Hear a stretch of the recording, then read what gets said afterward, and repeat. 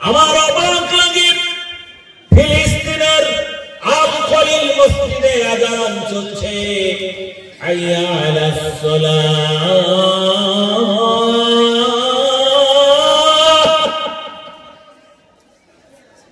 হাইয়া আলাস সালাহ,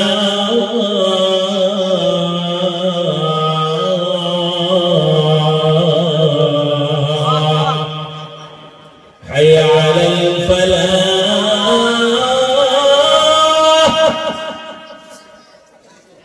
হাইয়া আলাল ফালাহ।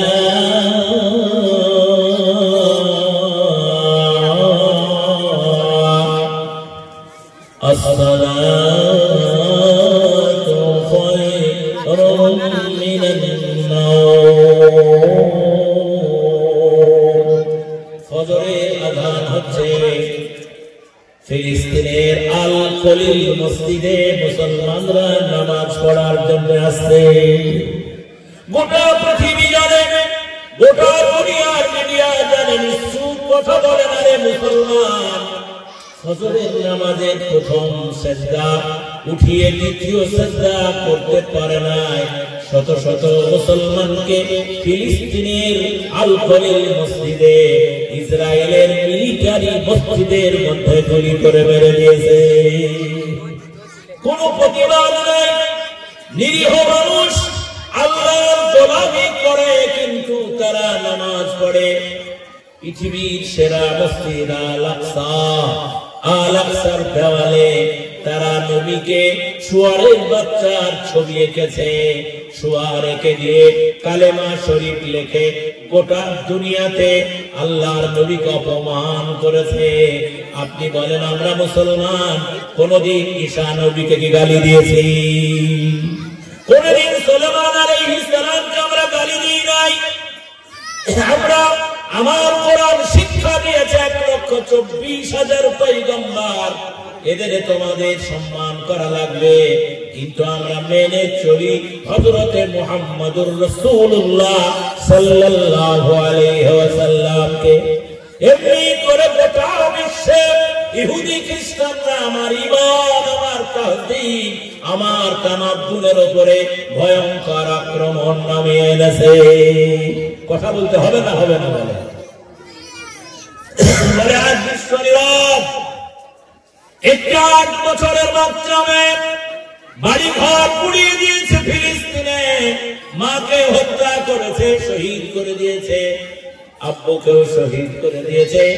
8 বছরের বাচ্চা মেয়েকে ধর্ষণ করার জন্য ফিলিস্তিনের ইসরায়েলি সেনাবাহিনী 8 বছরের বাচ্চা মেয়েকে কি অত্যাচার করেছে। পৃথিবী মানবাধিকারের কথা বলে, প্রেম ভালোবাসার কথা বলে, মুহাব্বতের কথা বলে, পৃথিবী তাকিয়ে দেখো। 8 বছরের বাচ্চা মেয়ে জোড়হাত করে বলে আমার মা নেই, তোমরা মেরে ফেলেছো ধর্ষণ করে, আমার আব্বা নেই, মেরে ফেলেছো, আমি 8 বছরের বাচ্চা, তোমরা ছেড়ে দাও।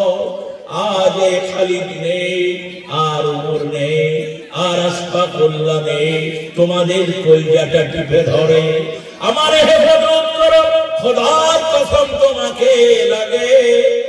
তোমরা যদি আমার উপর অত্যাচার করো, আমি মরে যাওয়ার পরে আমার আল্লাহকে তোমাদের বিরুদ্ধে বিচার দিব। শুনেছো না? গোটা দুনিয়াতে, গোটা পৃথিবীতে হাল এসেছে। কেন? আমরা সত্যের পক্ষে নেই, আমরা ইসলামের পক্ষে নেই, না আমরা শান্তির পক্ষে আছি।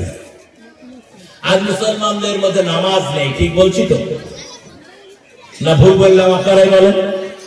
রোজা নাই, সামনে তো আগত রমজান। ইসলামের শিক্ষা মুসলমানদের বাড়িতে ঘরে নেই। তাই আজকে ইহুদি খ্রিস্টান জনগোষ্ঠী মিথ্যা অপপ্রচার দিয়ে পৃথিবীতে ইসলামের আলোকে নিভাতে চাইছে। ওরা কি পারবে? জোরে বলে কথা বলে, ওরা কি পারবে? আরো জোরে বলে। ফলে ঘাবড়াবেন না। আল্লাহ আমাদেরকে ভয় করতে নিষেধ করেছে, আল্লাহ আমাদের হতাশ হতে নিষেধ করেছে।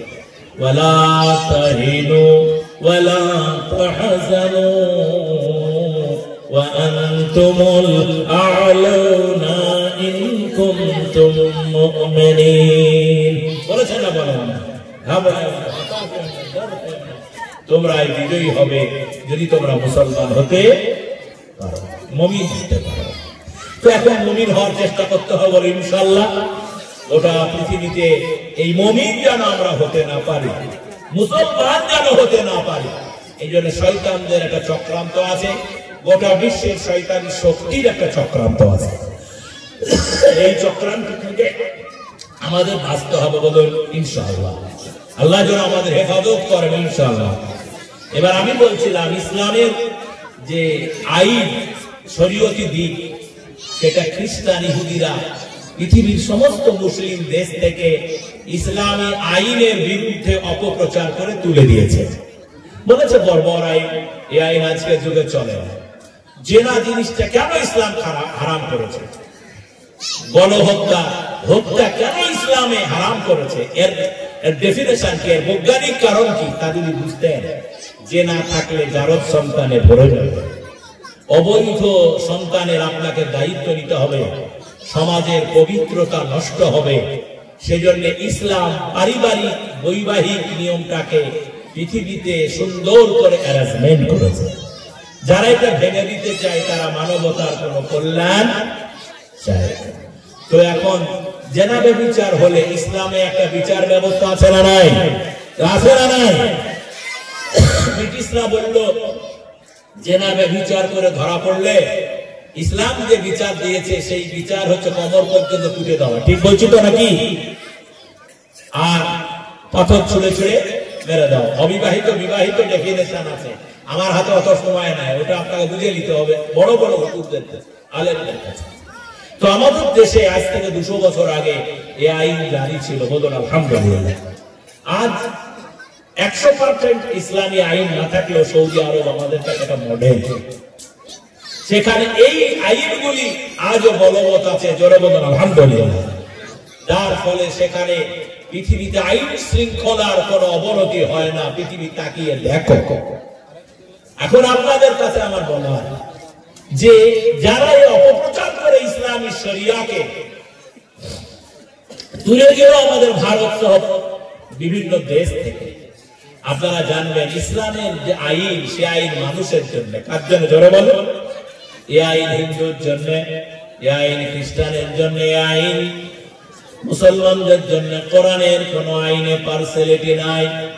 এখন আমি একটু, আমাদের লোকেরা বলে যে রাজনীতি খারাপ জিনিস, বলে না? বলে বলে রাজনীতি দিয়ে দেশ চলছে, সমাজ চলছে, রাষ্ট্র চলছে, সব চলছে।